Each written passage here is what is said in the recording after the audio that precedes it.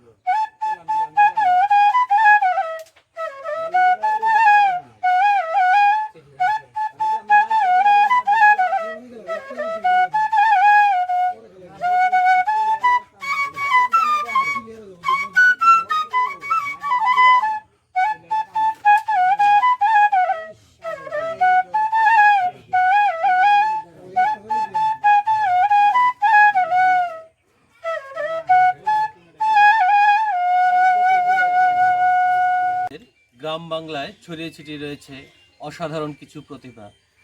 আমরা বিভিন্ন সময় চেষ্টা করে থাকি সেই প্রতিভাগুলো আপনাদের সামনে তুলে ধরার জন্য। আমরা আজকে এসেছি টাঙ্গাইল জেলার সদর উপজেলার যুগনি এলাকায়। এখানে এসে আমরা এমন একজন মানুষের সাথে কথা বলছি, যে মানুষটি তার বাঁশির সুরে তার চারপাশের মানুষকে সে মনোমুগ্ধকর পরিবেশে নিয়ে যায় এবং তার বাঁশির সুরে এলাকার সবাই খুবই খুশি এবং সে তার বাঁশির সুরে সে তার চারপাশের মানুষের মন জয় করে নিয়েছে। সেই মানুষটির কথা শুনবো, সেই মানুষটির বাঁশি শুনবো।